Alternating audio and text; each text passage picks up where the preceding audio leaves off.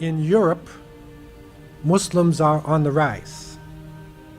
And even though you hear about France and you hear about the hijab taken off women's heads and you hear about pressure in the streets, the reality is on the ground that in Paris and Marseille, two largest cities, in France, 45% of people 25 years or under are Muslims.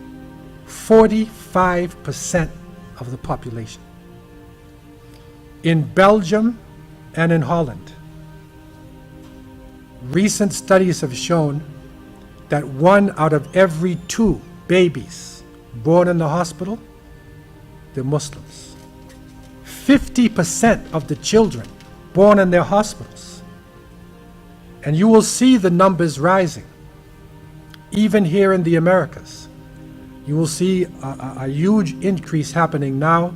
There are many Hispanic people, and we have met Muslims now from South America, from Uruguay, Ecuador, from Peru, and this is not necessarily Muslims who migrated there. This is the indigenous people of Mexico. Also now there is a call, and Islam is on the rise. And in North America, as quiet as it's kept, especially in the United States, Islam is still rising.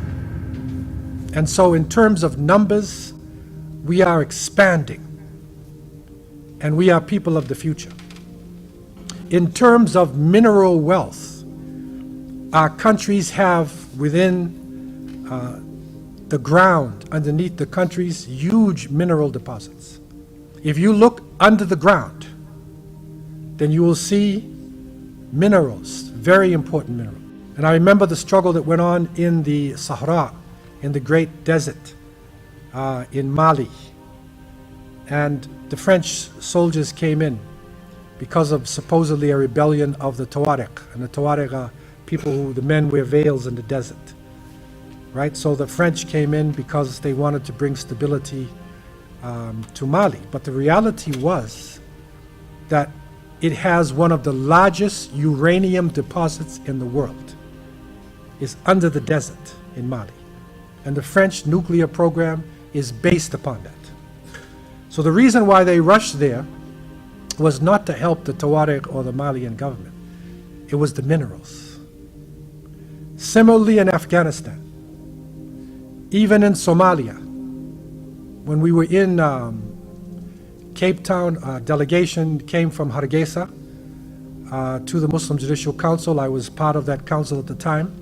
These are the leaders in Somaliland, and they were negotiating with South African mining companies to deal with the huge deposits of wealth, mineral wealth that is there. So let us not be fooled about what is going on. Our resources are powerful. In most countries, 60% of our population are young people. So the potential is there, but the problem is that we're looking at now is with the huge numbers, with the great wealth, there's a contradiction. Because with the great wealth, there is also poverty.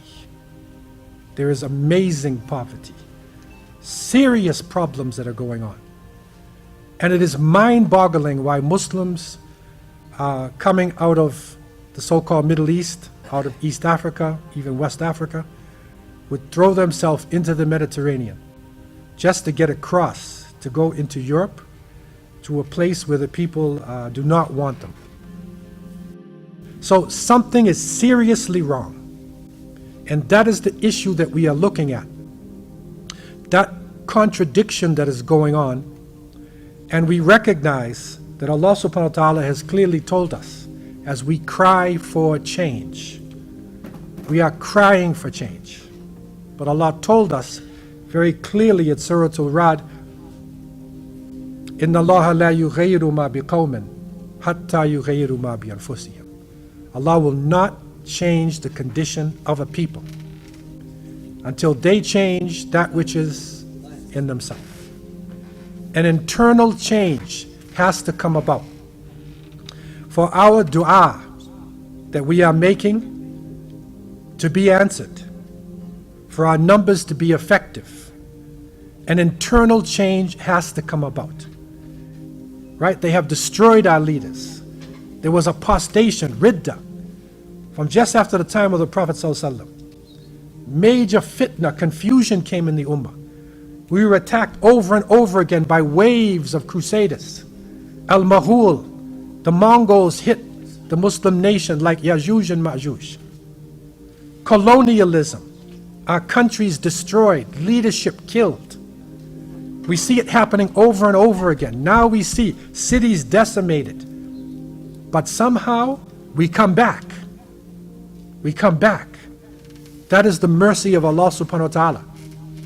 That people who are not Muslim enter into Islam, but also that Muslims analyze themselves, make repentance, and reconstruct. And they come back. Tawbah is a crucial issue for us, and it shouldn't end there. To be sincere to Allah subhanahu wa ta'ala is also to come to the aid and assistance of His religion. It's not just to talk, but whatever skills, whatever abilities we have, some of it has to go toward raising this ummah up. And this especially is important for Muslims living in Canada, who are living in North America, in parts of Europe where there is ease to a certain extent, where we have skills development training, that skills development training should not just be in order to get 2 houses or to have extra money, but something, we have to dedicate something in our life that we would use that skill that Allah gave us. Think about what you have, whatever it is you have, right? To take something that you have and give it back to the ummah. You will do something to assist Muslims.